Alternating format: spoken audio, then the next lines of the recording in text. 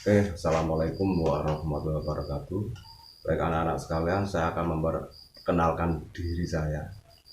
Nama saya Bapak Yuda atau nama lengkapnya Dwi Juda Puritono. Jadi Bapak lahir, besar, sampai kuliah lulus di kota Malang, dari kota Malang. Semenjak tahun 2003, saya bertugas di SMP Negeri 2 Purjo. Jadi sudah lama dinas di sini. Jadi nanti saya akan mengajar di sekolah ini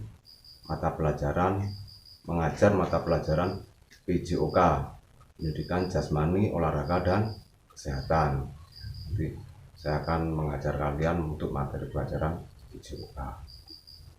Ya, apa saja yang harus kalian siapkan selama materi pelajaran PJOK? Pertama adalah menyiapkan satu buku paket, buku bacaan sebagai bahan literasi. Kalian membaca, memahami, mudah mempraktekkan. Yang kedua, buku tulis yang berguna sebagai buku tugas. Nanti Bapak akan memberikan tugas-tugas pada kalian dan kalian kerjakan di buku tulis itu sebagai buku tugas.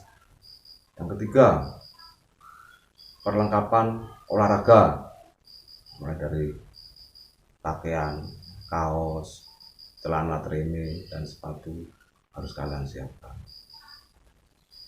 Itu saja. Kemudian untuk selanjutnya, pada tingkat SMP, jam pelajaran yang diberikan untuk mata pelajaran PJOK yaitu 3 jam pelajaran, yaitu 1 jam pelajaran untuk pelajaran di kelas, 2 jam pelajaran untuk praktek ya. Jadi kalian akan tahu ya.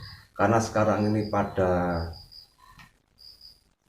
pandemi corona, jadi kalian nanti akan belajar di rumah sendiri melalui video-video yang Bapak kirimkan sambil tugas-tugas yang akan Bapak sampaikan pada kalian melalui jaringan internet ya, jadi melalui WhatsApp. Nanti akan saya pandu di situ. Itu saja. Di dalam pendidikan jasmani, olahraga dan kesehatan, mulai dari kelas 7, 8, 9 itu akan menerima 10 bab pelajaran, bab 1 sampai bab 10. Nanti kalian buka di buku, kalian lihat ada 10 nanti akan 10 bab itu merupakan 10 KD atau kompetensi dasar.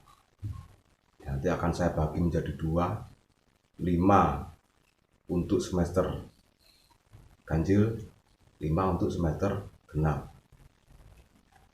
Kelima-limanya dalam satu semester itu tidak harus diajarkan secara urut masing-masing bab, melihat situasi dan kondisi. Jadi ada bab 1 sampai bab 10 itu saya bagi menjadi 5. Yang 5 pun itu tidak urut. Mungkin materi pertama bab 4, materi kedua bab 5, materi bab ketiga bab 1, dan seterusnya. Yang jelas nanti saya akan memandu kalian bab apa sekarang. Silakan kalian baca, kalian buka videonya ya. Saya kira kalian sudah paham, nanti mulai beradaptasi ya, karena di SMP lebih menekankan untuk belajar lebih mandiri. Nanti kalian bisa belajar berkelompok, untuk prakteknya nanti bisa belajar di rumah sendiri. Yang penting ada lahan datar,